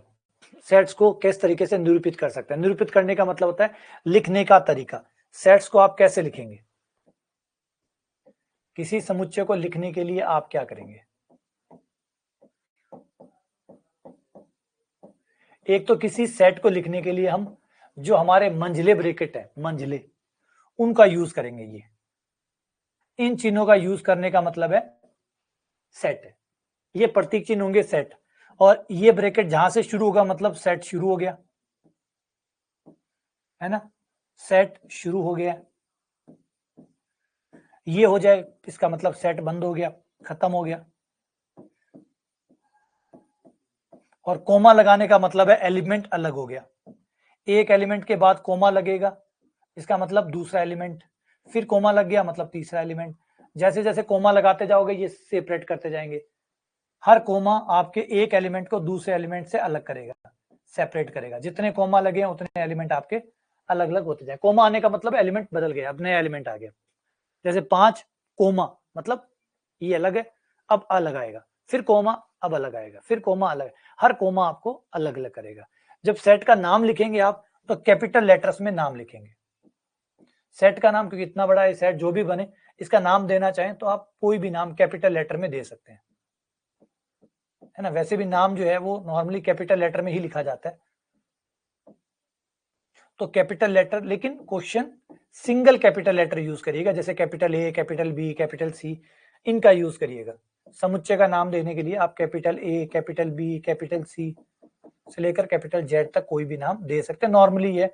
अगर आपके पास कोई और बेहतर नाम हो तो दे सकते हैं, कोई बाध्यता नहीं है, ऐसा नहीं कि यही नाम देना है, आपको कोई और नाम रखना है तो रख सकते हो। लेकिन कई बार स्टैंडर्ड नाम ए, कैपिटल बी, कैपिटल सी ये रखते हैं। अगर बहुत ज्यादा नाम रखने हैं तो 26 से भी ज्यादा रखने हैं तो फिर A1, A2, A3 इनका इस्तेमाल करिए, लेकिन कैपिटलों का इस्तेमाल करिए ताकि पता चल जाए कि ये नाम है, ठीक है। और जो एलिमेंट होते हैं उनके लिए स्मॉल लेटर का यूज करिए, है ना। थोड़ी सी परिपाठी बना लेते हैं लिखने की कि भाई जो एलिमेंट होंगे उनके लिए हम स्मॉल ए, स्मॉल बी ये यूज करेंगे, स्मॉल लेटर्स फॉर एलिमेंट्स। अवयवों के लिए स्मॉल लेटर और समुच्चय के नाम के लिए कैपिटल लेटर, कुछ है ना परिपाटी बना रहे हैं, क्लियर। तो अब अगला पार्ट है कि समुच्चय को लिखने के हमारे पास दो तरीके हैं, दो तरीकों से हम समुच्चय को लिखते हैं। एक को कहते हैं सारणीबद्ध या रोस्टर रूप, सारणीबद्ध या रोस्टर रूप, टेबुलर फॉर्म, रोस्टर फॉर्म, सारणीबद्ध या रोस्टर रूप। एक और रूप आएगा जिसको कहते हैं निर्माण रूप, है ना, रूल सेट बिल्डिंग फॉर्म, कई नाम इसके, property method, set builder form, निर्माण रूप, इसको निर्माण रूप भी कहते हैं। हिंदी में कई नाम होते हैं ना वैसे, तो वो है निर्माण रूप। क्या है दोनों में फर्क? देखो समुच्चय का ब्रैकेट वही रहेंगे, ऐसा नहीं कि ब्रैकेट बदलेगा, बस समुच्चय के अंदर अवयवों को कैसे लिखना है, अंदर कैसे लिखना है, जो आपका सेट होगा कर्ली ब्रैकेट उसके अंदर समुच्चय को आप कैसे लिखेंगे, उसके दो तरीके हैं। एक है रोस्टर रूप, रोस्टर रूप में क्या करते हैं आप एक एक एलिमेंट को लिखते हैं, एक एक एलिमेंट को 1, 3, 5, 7 एक एक करके आप हर चीज को लिखते हैं, हर चीज को डिस्क्राइब करते हैं, हर एलिमेंट के बारे में आप बताते हैं कि भैया कौन कौन है मेरे पास। जैसे इसको देखिए 1, 3, 5, 7 सबको बताते हैं आप, है ना। एक एक अवयव को आप बताते हैं। जैसे क्वेश्चन है the set of all odd positive integer less than 10, 10 से कम सारे ओड मतलब विषम धनात्मक पूर्णांक, विषम धनात्मक पूर्णांक 10 से छोटे, 10 से छोटे धनात्मक भी हो, विषम भी हो, पूर्णांक भी हो, तो कौन कौन है? 1 है, 3 है, 5 है, 7 है, 9 है। तो आपने सबको लिखा है, सबको एक एक करके लिखा है, चुन चुन के लिखा है ना। तो उसको चुन चुन रूप कह सकते हो आप लोग। सबको चुन चुन के लिखना मतलब चुन चुन रूप या रोस्टर रूप, ठीक है। जैसे कोई पूछे सेट ऑफ वोवल्स, वोवल्स कौन कौन से हैं? ए है, ई है, आई है, ओ है, यू है, ठीक है। ऐसे set of all natural number, तो 1, 2, 3 और ये चलता जाए तो हाँ डैश डैश डैश 3 डैश लगा दीजिएगा जिससे समझ में आ जाए कि बस आगे चलते रहो, सो ऑन, चलते रहो चलते रहो चलते रहो चलते रहो। अगर बहुत सारे हैं तो फिर ट्रिपल डैश लगा दो, इसका मतलब ये पढ़ा जाएगा सो ऑन, मतलब इसी प्रकार से बढ़ते जाओ। तो ये रूप काम आता है। ये कब काम आता है?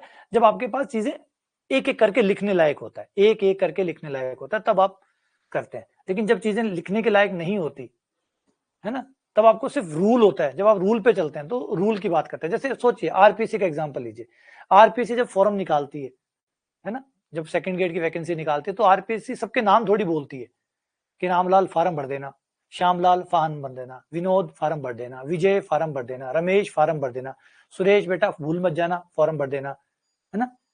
समझ रहे हो बातों को? क्या वो ऐसे लिखती है? क्या नोटिफिकेशन में ऐसे लिखा हुआ आता है कृपया ध्यान दें, रमेश ध्यान दें, महेश ध्यान दे, विजय ध्यान दे, विनोद ध्यान दे, सुरेश ध्यान दे, सुरेश सन ऑफ गंगाराम ध्यान दे, कैसे बात होती है? कैसे बताया जाता है? नहीं ना, क्या किया जाता है? पॉसिबल नहीं है ये पॉसिबल नहीं है कि सबके नाम बोले जाएं।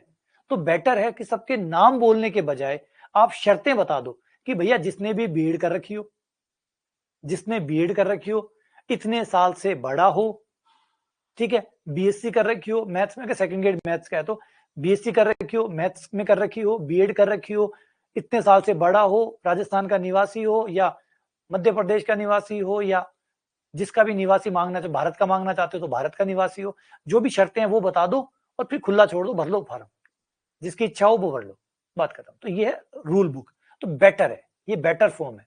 कब?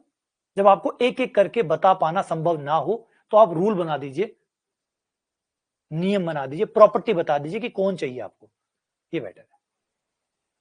ठीक है ना, क्लियर है? तो आज अब इसमें तो दोनों रूपों का अपना महत्व है, समझिए, दोनों रूपों का अपना महत्व है। जब आपको पता है आपके एलिमेंट, जब आप जानते हैं, है ना, जब आप जानते हैं तो आप सबके नाम लिखेंगे। लेकिन अब जब आप नहीं जानते, सिर्फ आप प्रॉपर्टीज जानते हैं, सिर्फ विशेषताएं जानते हैं, तो फिर आप ये वाला रूप यूज करेंगे। ठीक है, ये जैसे अब इसे देखो, ये 1 2 3 ये सेट है, 1 3 5 है। इसी को अगर आप निर्माण रूप में लिखेंगे तो इसमें कौन है? 1 3 5 है, तो इसको ऐसे लिखा जाता है, A is a set of X, A X का सेट है। ठीक है, फिर इसका मतलब होता है जहां, जहां का मतलब आगे बताने वाला हूं कि एक्स कौन है, एक्स गोरिल्ला है, बंदर है, चिंपैंजी है, क्या है। फिर ये आगे लिखा हुआ कि एक्स बिलोंग्स टू, किससे? एन से, इसका मतलब एक्स एक नेचुरल नंबर है। अब आगे मैंने बता दिया कि एक्स क्या है, एक्स एक नेचुरल नंबर है।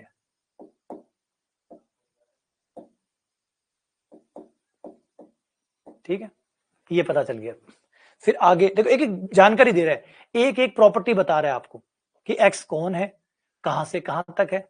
फिर आगे आगे आगे x is an odd number, x एक ऑड नंबर है। फिर आगे आ गया एक्स 5 से छोटा है, इसका मतलब एक्स नेचुरल नंबर भी है, नेचुरल नंबरों में भी ऑड नंबर है, और ऑड नंबर भी वो है जो 5 से छोटा है। अब नंबर नहीं बताया, उसकी प्रॉपर्टीज बताई है। अब देखो ऐसे कौन कौन से नंबर है जो नेचुरल नंबर भी है, प्लस 3 शर्तें, नेचुरल प्रॉपर्टी बता रहा है, नेचुरल नंबर भी है, ओड नंबर भी है, प्लस 5 से छोटा भी है। तो कौन कौन आएगा? 1 3 5। अब आपको लग रहा है ये लिख लो, ये लिखने की क्या जरूरत है? बिल्कुल, कई बार ये रूप काम नहीं करेगा। जो मैंने बताया, आरपीएससी फॉर्म निकालेगी तो कभी भी, या कोई भी संस्था परीक्षा करवाएगी तो कभी नाम नहीं लिख सकती, क्योंकि उसे पता ही नहीं है कौन कौन फॉर्म भरने वाला है। तो उसे प्रॉपर्टीज पे जाना ही पड़ेगा, उसे प्रॉपर्टीज पे जाना ही पड़ेगा। तो बेटर है कि आप इस रूप का इस्तेमाल करें। जब आपको एक एक बंदे का नाम न पता हो, एक एक को आप न जानते हो, तो फिर प्रॉपर्टीज लिखिए, फिर प्रॉपर्टीज लिखिए। जैसे फॉर एग्जांपल, मैं वो सारे कॉम्प्लेक्स नंबर इकट्ठे कर रहा हूं, आप भी मेरे साथ आ सकते हैं। वो सारे कॉम्प्लेक्स नंबर इकट्ठे कर रहा हूं, सारे complex number, Z belongs to C, इसको आप ऐसे लिख सकते हो। इस सेट का नाम रख लेता हूं बी, बी एक समुच्चय है, किसका? जेड का। कौन जेड? बताता हूं, जेड एक कॉम्प्लेक्स नंबर है। कौन सा कॉम्प्लेक्स नंबर? ऐसा कॉम्प्लेक्स नंबर जिसका मापांक या मोड 1 आता हो। अब सोचिए लिखने में कितना आसान है ये। अगर मैं इसको एक एक करके लिखता तो कभी लिख पाता? पूरी जिंदगी में कभी नहीं लिख पाता इसको कि इसमें कौन कौन है, कभी भी।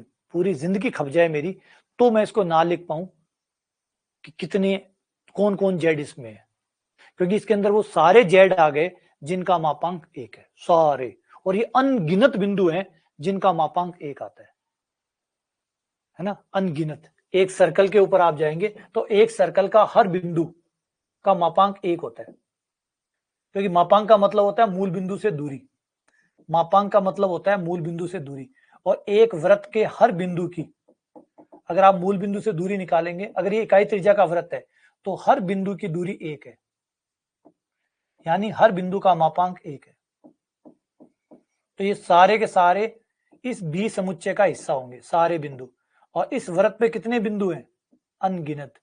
तो बी में कितने अवयव हैं? अनगिनत। तो क्या मैं सारे बिंदुओं को लिख सकता था? सवाल ही नहीं उठता। कभी लिख पाऊंगा? कभी नहीं लिख पाऊंगा। हम सब मिलके लिखें तो भी नहीं हो सकता, क्योंकि ये अनंत बिंदु है। सारे बिंदुओं को हम सारे मिलके भी लिखें और सारे कंप्यूटर यूज कर लें तो भी नहीं लिख पाएंगे। तो बेटर है क्यों लिखें, है ना। मोदी जी की तरह शुरू कर दें, मेरे समस्त भारतवासियों, बात खत्म, कवर हो गया। पूरा भारत कवर हो गया। मोदी जी तो प्रॉपर्टी, मोदी जी जो यूज करते हैं वो कौन सा होता है? प्रॉपर्टी मेथड ही तो होता है, गुणतम विधि होता है। मोदी जी क्या बोलते हैं? मेरे भारत के भाइयों बहनों, हो गए कवर, हो गया ना? तो बस प्रॉपर्टी बोलो आप। क्लियर है? बढ़ जाऊं आगे। 5 से कम में 5 नहीं आएगा, है ना? ये बराबर का चिन्ह लगा देते हैं, बिल्कुल 5 से कम में 5 नहीं आएगा, 5 के बराबर में 5 आएगा। बढ़ जाऊं आगे, ठीक। अगला सेट में आगे बढ़ते हैं। सेट्स के प्रकार में एक होता है फाइनाइट सेट, जैसे अभी हम बात कर रहे थे। कई सेट ऐसे होते हैं जिसमें निश्चित अवयव होते हैं, 5 है, 50 है, 5000 है, 5 करोड़ है, 5 अरब है, 5 खरब है। नंबर चाहे बहुत बड़ा हो, लेकिन हमें यह विश्वास है कि ये समुच्चय खत्म होता है, ये समुच्चय खत्म होता है, तो उसको कहते हैं फाइनाइट सेट या परिमित समुच्चय। अवयव बहुत सारे हों इससे कोई दिक्कत नहीं है, मुझे बहुत सारों से दिक्कत नहीं है, दिक्कत है खत्म ना होने से। अगर वो चलता रह रहा है, चलता रह रहा है, तो फिर हम बोलते हैं उसको इनफाइनाइट सेट या अपरिमित समुच्चय, जो उम्मीद है कि कभी खत्म होगा ही नहीं, जो कभी खत्म नहीं होगा। देखिए फाइनाइट का मतलब ये नहीं कि कोई छोटा सेट को फाइनाइट कहते हैं, छोटे सेट को फाइनाइट नहीं कहते। फाइनाइट उसको कहते हैं जो सेट कभी भी खत्म होता है, चाहे कितने पे खत्म होता हो। जैसे दुनिया में किसी भी व्यक्ति की संपत्ति है, चाहे वो कितना भी अमीर क्यों ना हो, उसकी संपत्ति कहीं ना कहीं खत्म होती है।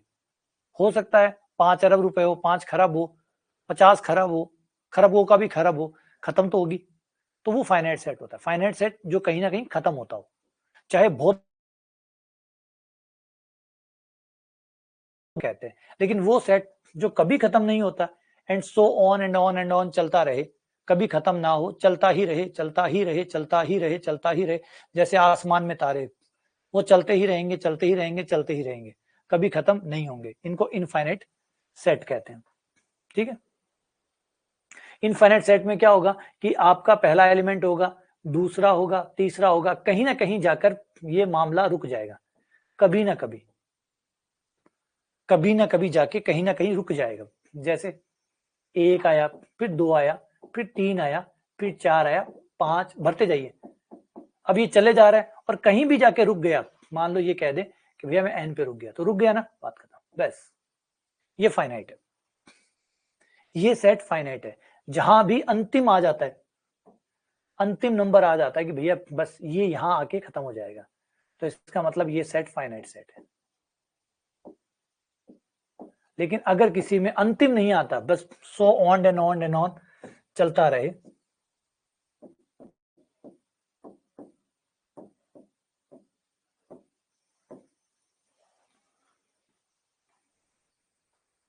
ये देखो इसमें कोई खत्म नहीं हो रहा, इसमें बस ये बताया कि चलते रहो, चलते रहो, चलते रहो, है ना, जागते रहो, जागते रहो, जागते रहो। तो इस सेट को कहते हैं इनफाइनाइट सेट या अपरिमित समुच्चय, जो कभी खत्म नहीं होने वाला है, कभी खत्म नहीं होने वाला, so on and on and on चलता रहेगा, है ना। जैसे नदियां हैं, हमारी नदियां फिक्स है, बहुत सारी हो सकती है, आप कहोगे 50,000 है, ठीक है चलो 50,000 पे खत्म तो होगी। कोई कहेगा नहीं नहीं 60,000 है, चलो ठीक है 60,000 पे खत्म हो गई। कोई कहे नहीं नहीं 6 लाख है नदियां, चलो 6 लाख नदियों पे डन। तो 6 लाख है तो 1 लाख और लो मेरी तरफ से फ्री, 7 लाख अब डन, बोला नहीं 8 लाख है, चल 10 लाख पे डन। तो सेट ऑफ एक नंबर है जहां खत्म हो रहा है, बड़े नंबर पे खत्म हो, बात उससे नहीं है, बात ये खत्म हो रहा हो, और इनफाइनाइट खत्म नहीं हो रहा हो। जैसे आप होल नंबर्स को देखिए, आप जेड को देखिए, आप क्यू को देखिए, आप आर को देखिए, इनमें मामला कभी खत्म होता ही नहीं है, हमेशा एक नंबर के बाद एक नंबर, एक नंबर के बाद एक नंबर, और एक नंबर के बाद एक नंबर आता ही रहता है। अगला खाली समुच्चय। खाली समुच्चय वो होता है ऐसा समुच्चय जो खाली रह गया, जिसमें कोई भी अवयव नहीं आया, जिसको नल सेट कहते हैं। Null set, empty set, void set, या हिंदी में कहते हैं शून्य समुच्चय, रिक्त समुच्चय, व्यर्थ समुच्चय। ऐसा समुच्चय जिसको व्यर्थ में ही बनाया गया, फालतू में ही खाली बना दिया, ठीक है, खाली समुच्चय बना दिया गया। रिक्त समुच्चय एम्प्टी सेट या वॉइड सेट, खाली समुच्चय जिसमें कोई अवयव ना आए, कोई अवयव नहीं है, देखो पूरा खाली पड़ा है ना, पूरा खाली पड़ा है, इसको खाली समुच्चय कहते हैं, या फाई द्वारा इसको निरूपित करते हैं। कोई अवयव इसमें नहीं है, रिक्त समुच्चय। अच्छा, रिक्त समुच्चय कब बनता है? रिक्त समुच्चय तब बनता है जब कोई भी बंदा, कोई भी अवयव हो ही ना, जो आपकी शर्त को पूरा करता हो। शर्त को पूरा करने वाला कोई बंदा ना हो।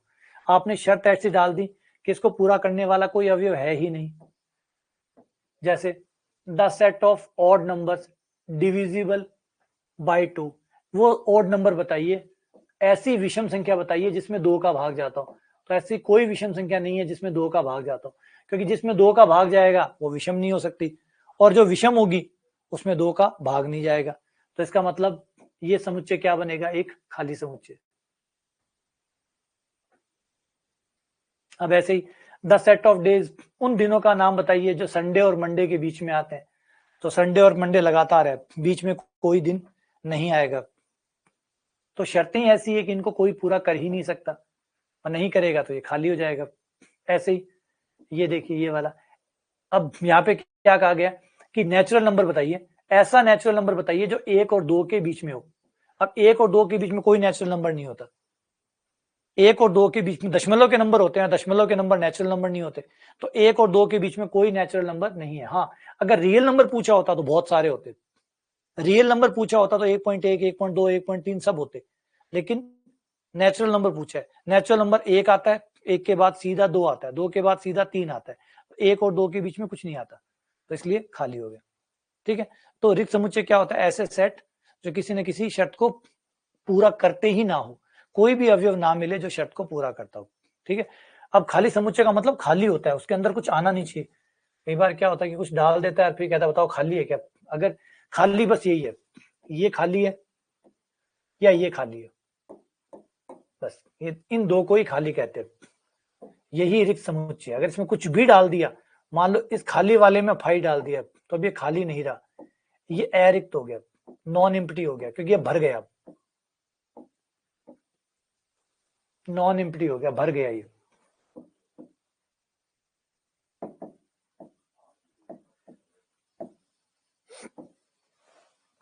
नॉन एम्प्टी सेट हो गया। कुछ भी डाल दिया, चाहे जीरो डाल दिया, आप सोचो जीरो डाल दिया, जीरो तो कुछ होता ही नहीं है, होता कुछ नहीं किया, जीरो होता है। हर चीज जो इसके अंदर आ गई फिर ये खाली नहीं रहेगा, ये भर जाएगा। और भरा हुआ समुच्चय मतलब अरिक्त समुच्चय। आगे बढ़ता है सिंगलटन सेट या एकल समुच्चय, ऐसा समुच्चय जिसमें केवल एक एलिमेंट हो, एक तत्व हो, एक एलिमेंट हो।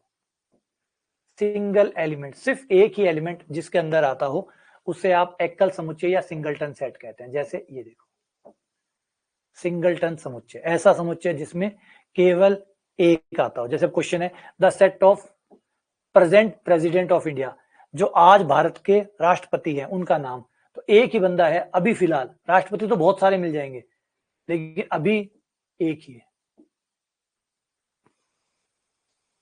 सही है भाई? यहां पे क्वेश्चन देखो, प्रेसिडेंट ऑफ इंडिया बहुत सारे मिल जाएंगे, प्रेसिडेंट ऑफ इंडिया बहुत सारे मिल जाएंगे, लेकिन आज जो प्रेसिडेंट है, आज तो दो प्रेसिडेंट नहीं हो सकते ना, आज तो केवल एक ही प्रेसिडेंट होगा, आज तो एक ही प्रेसिडेंट होगा। ठीक है, ऐसे ही कोई प्राइम नंबर हो जो अभाज्य संख्या भी हो और सम भी हो, सम भी हो और अभाज्य संख्या हो। अभाज्य संख्याएं बहुत है, सम संख्याएं भी बहुत है, लेकिन सम भी हो और अभाज्य भी हो, दोनों हो, तो ऐसा सिर्फ दो है।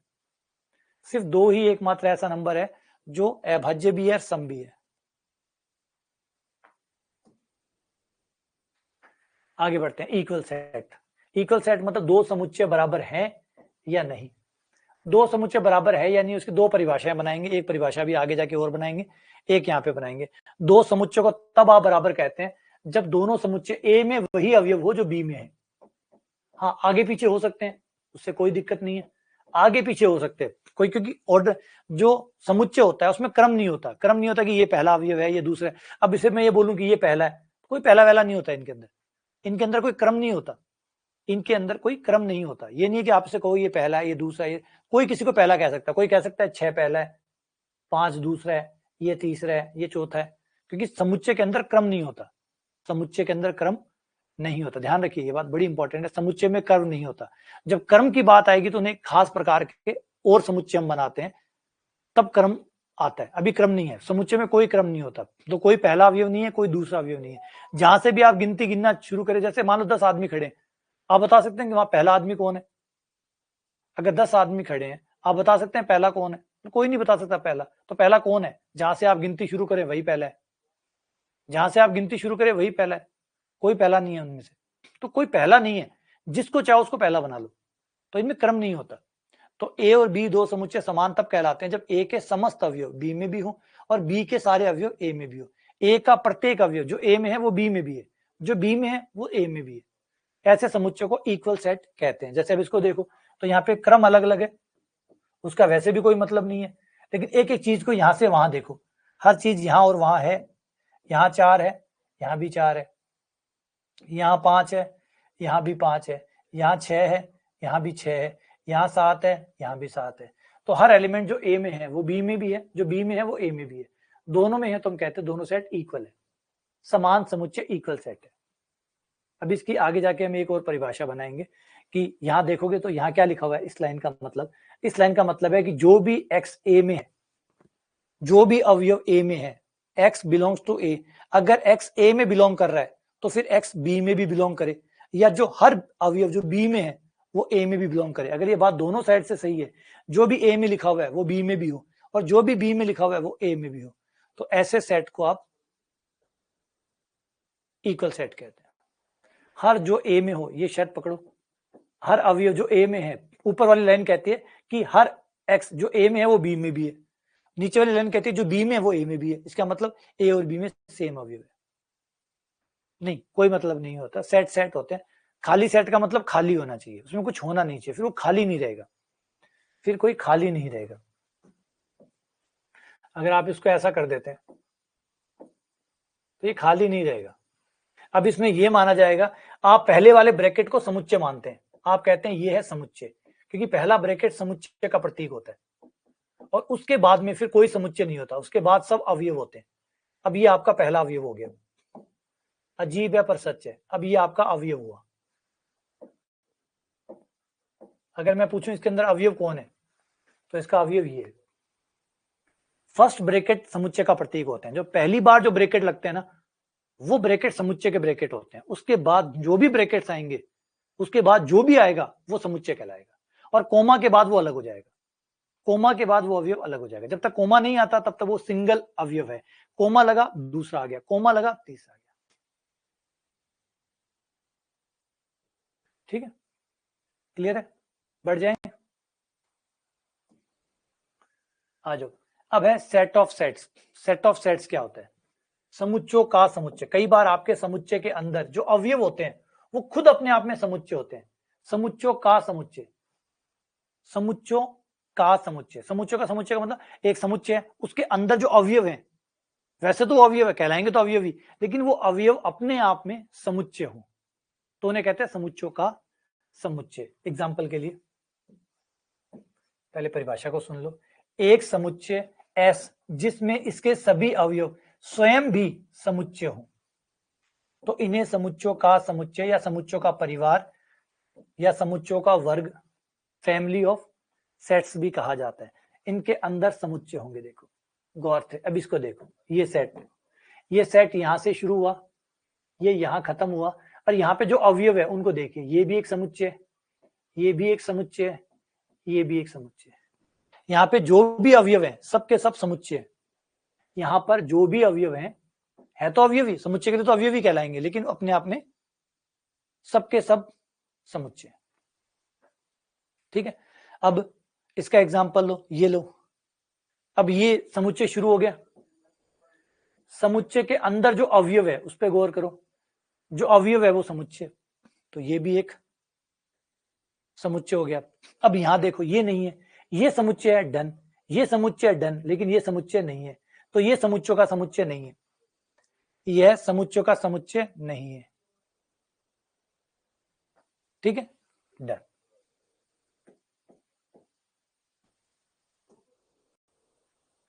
अगला उप समुच्चय आते हैं। उप समुच्चय या सबसेट,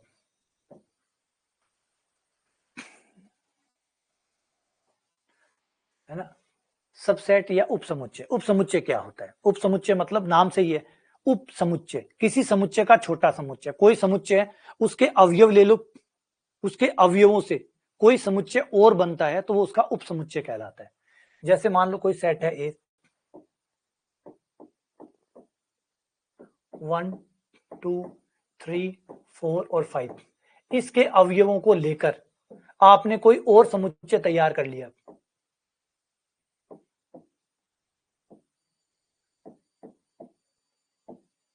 इसके अवयवों को लेकर बना हर समुच्चय इसका उपसमुच्चय होगा, और इसे बोला ऐसे जाएगा, बी उपसमुच्चय है ए का, है ना। ये जो चिन्ह होता है, इस चिन्ह को ध्यान से देखिएगा। इस चिन्ह को जब आप लगाते हैं तो इधर जो आता है उसका नाम, जो उपसमुच्चय होता है, जो छोटा समुच्चय होता है, उसका नाम इधर आता है।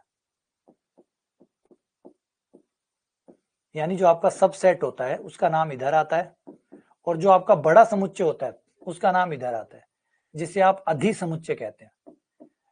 हिंदी में अधिसमुच्चय कहते हैं, इंग्लिश में सुपरसेट कहते हैं, है ना। सुपरमैन की तरह, जो मैन से थोड़ा एक्स्ट्रा है ना, सुपरसेट, बड़ा सेट। यहाँ पे कौन छोटा है कौन बड़ा है, तो बी छोटा है ए बड़ा है।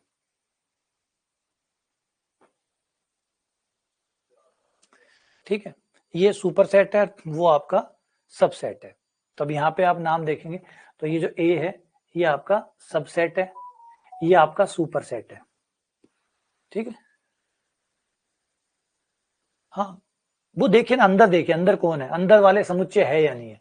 जो भी अंदर है वो क्या है, वो समुच्चय है क्या।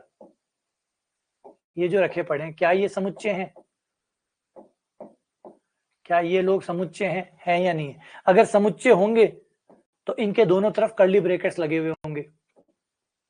अगर इन पे कर्ली ब्रैकेट लगे हुए हैं तो ये समुच्चय हैं, नहीं लगे हुए तो समुच्चय नहीं है। समुच्चय की पहचान क्या होती है, कर्ली ब्रैकेट्स। तो कर्ली ब्रैकेट्स लगे हुए हैं क्या, लगे हुए हैं तो समुच्चय है, नहीं लगे हुए तो नहीं है। तो अब इसमें क्या 3 के साथ कर्ली ब्रैकेट्स हैं, नहीं। इसके साथ कर्ली ब्रैकेट्स हैं, ये समुच्चय है। इसके साथ भी कर्ली ब्रैकेट्स हैं, ये भी समुच्चय। ऐसे कैसे पता चलेगा, समुच्चय का पता तो कर्ली ब्रैकेट से पता चलेगा ना। जब कर्ली ब्रैकेट लगे होंगे तो समुच्चय होगा, कर्ली ब्रैकेट्स नहीं लगे हुए तो समुच्चय नहीं है। तो जो समुच्चय नहीं है, हमने कहा समुच्चयों का समुच्चय, यानी इसके अंदर समुच्चय समुच्चय है, ये तो बिना समुच्चय आ गया। ठीक है, तो जब भी कोई उपसमुच्चय होता है, इसका मतलब ये है कि छोटे समुच्चय का हर अवयव बड़े समुच्चय से लिया गया। छोटे समुच्चय का हर अवयव बड़े समुच्चय से लिया गया, या जो भी छोटे में है वो बड़े में है, क्योंकि छोटे का हर अवयव बड़े से तो लिया गया, तो छोटे का हर अवयव बड़े में है। छोटे का हर अवयव बड़े में। यहाँ पे मैंने थोड़ा उल्टा ले लिया, क्योंकि यहाँ पे ए छोटा रखा गया, बी बड़ा रखा गया, तो यहाँ पे हम नाम चेंज कर देते हैं, वरना कंफ्यूजन हो जाएगा। यहाँ पे छोटे का नाम ए रखा गया और बड़े का नाम बी रखा गया।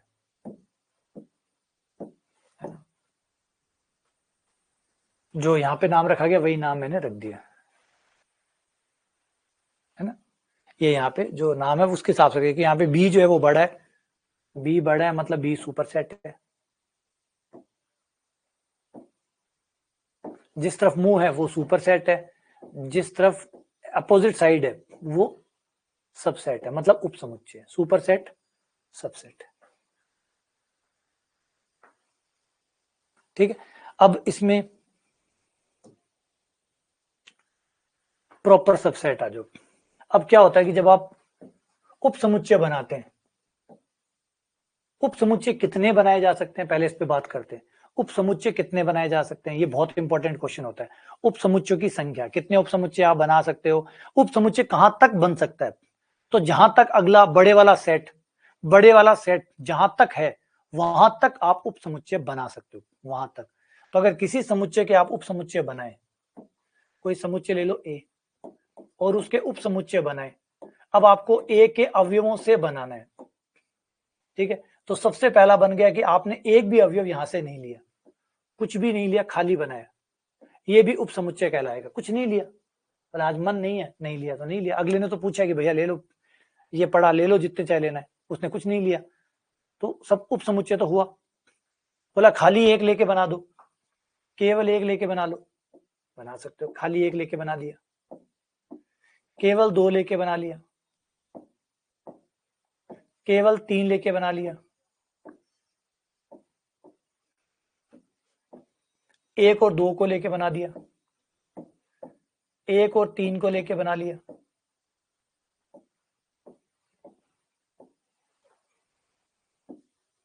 2 और 3 को लेके बना लिया और सबको लेके बना दिया।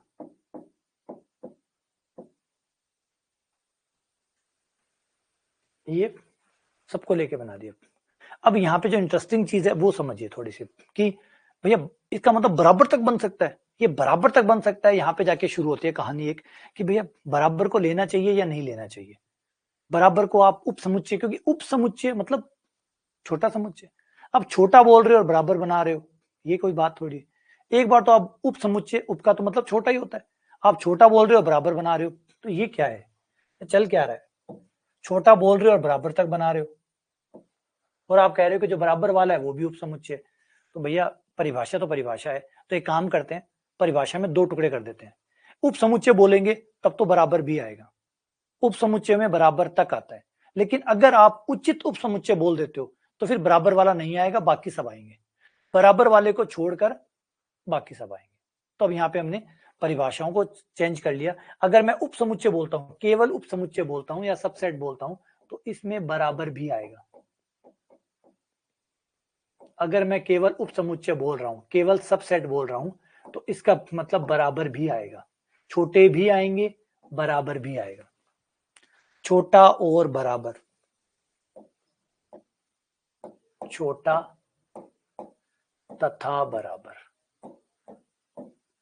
छोटा भी आएगा और बराबर भी आएगा। लेकिन अगर मैं उचित उप समुच्चय बोलता हूं, यहां पे थोड़ा सा भाषा में चेंज करके एक नया वर्ड यूज करता हूं जिसका नाम है उचित, तो फिर सिर्फ छोटा आएगा, जिसे हम प्रॉपर सबसेट कहते हैं। अगर मैंने वर्ड यूज किया है प्रॉपर, तो इसका मतलब अब बराबर काम नहीं आएगा।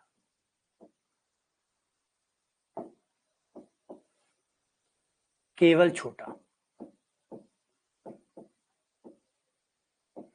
केवल छोटा, बराबर नहीं।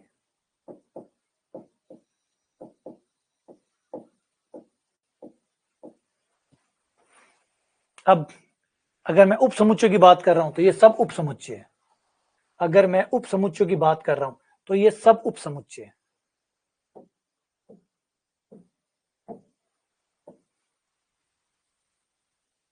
सब। लेकिन अगर मैं उचित उप समुच्चय की बात कर रहा हूं तो मुझे इसे छोड़ना होगा, इसको छोड़कर ये होगा उचित उप समुच्चय।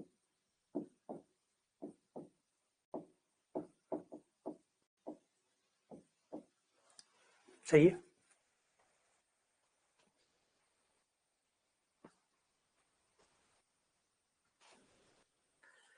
नहीं, बुक नहीं मानते,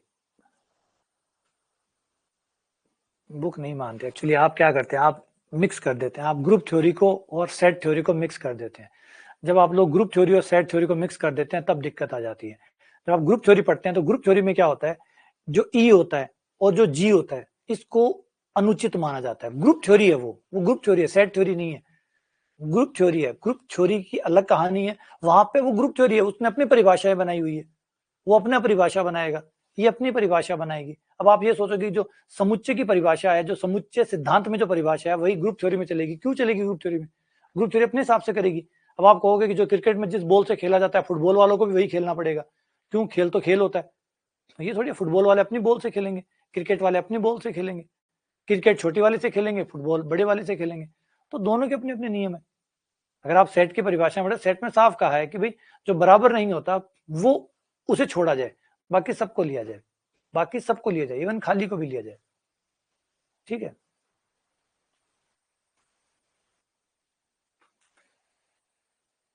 समझ गए बात? तो बराबर सिर्फ बराबर को छोड़ना है, मैंने पहले कह दिया। उचित का मतलब छोटा, छोटे में फिर सारे आएंगे। ठीक है ना? अब मिक्स करेंगे तो दिक्कत आएगी। आप ग्रुप थ्योरी के साथ मिक्स करेंगे, ग्रुप थ्योरी में 2 होते हैं, ग्रुप थ्योरी में इसको भी छोड़ते हैं उसको भी छोड़ते हैं, ग्रुप थ्योरी में छोड़ते हैं। अब ग्रुप थ्योरी अलग चीज है, सेट थ्योरी अलग चीज। हम सेट थ्योरी पढ़ रहे हैं, सेट थ्योरी में क्या रूल है? सेट थ्योरी में तो यही रूल है कि भैया बराबर वाला जो होता है वो अनुचित होता है, क्योंकि वो बराबर हो गया, तो बराबर हो गया तो उसको कैसे आप उप समुच्चय काउंट कर सकते हैं?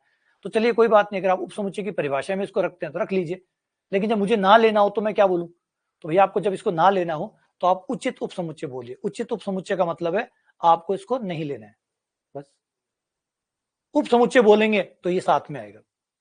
जब भी आप केवल उपसमुच्चय बोलोगे ये साथ में आएगा, लेकिन जब आप उचित उपसमुच्चय बोलोगे तो फिर ये साथ में नहीं आएगा। तो 2 वर्ड दे दिए आपको, एक्स्ट्रा वर्ड दे दिए। आपको लेना हो ये बोलिए, नहीं लेना हो ये बोलिए, ठीक है। तो शब्दावली बढ़ा दी मैंने आपकी। क्लियर है ये बात? ये बात सही है? चलो आगे बढ़ते हैं। आगे एक चीज और समझते हैं, एक बड़ी इंपॉर्टेंट चीज है। हाँ भी अब समझाता हूँ भी, बहुत सारी छोटी छोटी पेचीदगियां होती है जिसको लेकर दिक्कत आ जाती है। अब कोई भी सेट है, हर सेट का फाई जो होता है, फाई सबका उपसमुच्चय होता है, क्योंकि किसी भी समुच्चय का आप उपसमुच्चय बनाओगे तो फाई तो बनेगा ही बनेगा। किसी का भी, अगर ये सेट तो बड़ा है, मैं छोटा सेट भी ले लेता, मान लो कोई सेट एक्स ले लूं, उसके उपसमुच्चय बनाऊं, एक्स कोई सेट ले लिया, उसमें एक ही अवयव है, और इसके उपसमुच्चय बनाऊं, तो और कोई बने ना बने, एक तो खाली तो पक्का बन जाएगा, एक ये ए बन जाएगा, है ना। इसका मतलब जो खाली सेट होता है फाई, वो सबका उपसमुच्चय होता है। फाई सभी समुच्चयों का उपसमुच्चय होता है। फाई सभी समुच्चयों का उपसमुच्चय होता है।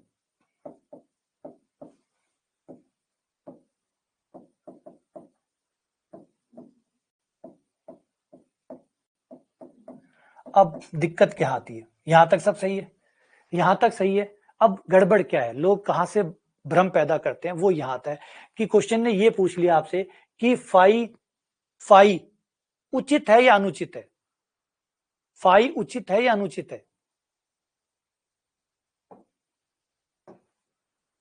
फाई उचित है या अनुचित है?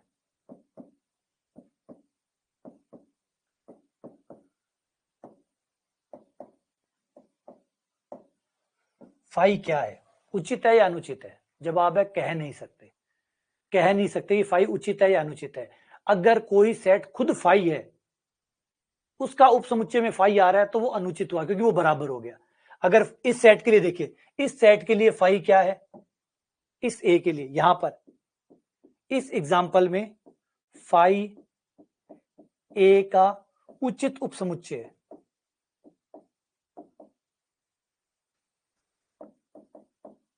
लेकिन अगर खुद फाई हो और उसके लिए पूछे तो क्या हुआ, अगर कोई सेट हम फाई ही लें, अब इसका उपसमुच्चय बनाए, तो इसका उपसमुच्चय एक ही बनेगा फाई।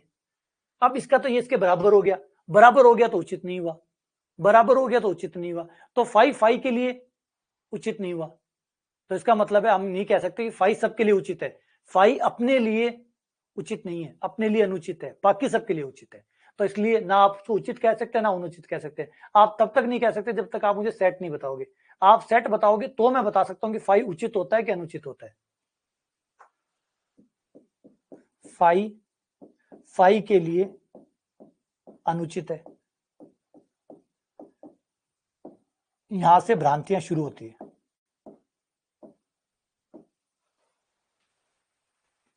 यहां से भ्रांतियां शुरू होती है। अब फाई फाई के लिए अनुचित है, क्यों? क्योंकि फाई तो फाई के बराबर हो गया ना, तो वहां उचित नहीं हुआ, वो वहां तो अनुचित हो गया, क्योंकि बराबर हो गया। बराबर को अनुचित कहते हैं, बराबर को अनुचित कहते हैं, तो अनुचित हो गया, इम्प्रॉपर हो गया। तो फाई किसी के लिए उचित है, किसी के लिए अनुचित है। तो आप कैसे कह सकते हैं कि उचित हुआ अनुचित हुआ? भैया जब तक आप मुझे समुच्चय नहीं बताओगे तब तक मैं नहीं बता सकता। जैसे अभी आपने मुझे समुच्चय दे दिया, मैं बता सकता हूँ कि फाई अनुचित है कि उचित है। लेकिन आप सीधा ही पूछो मुझसे, सिर्फ ये पूछो कि बताओ फाई उचित है कि अनुचित है, तो मैं कुछ नहीं कह सकता।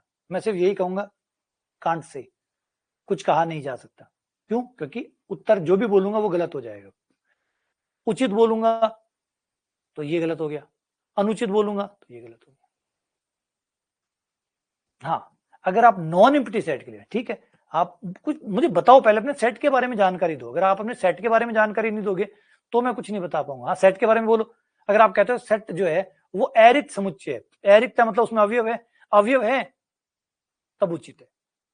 एरिक्त समुच्चयों का उचित समुच्चय फाई जो है वो एरिक्त समुच्चय का, अगर एरिक्त है उसका मतलब अवयव है, अवयव है तो मतलब कई कई सेट बनेंगे, कई बनेंगे तो फाई जो होगा वो उचित होगा। ये ठीक है।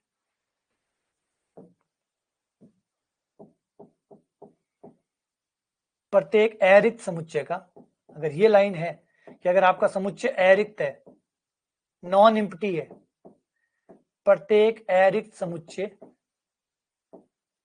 के लिए फाई उचित है।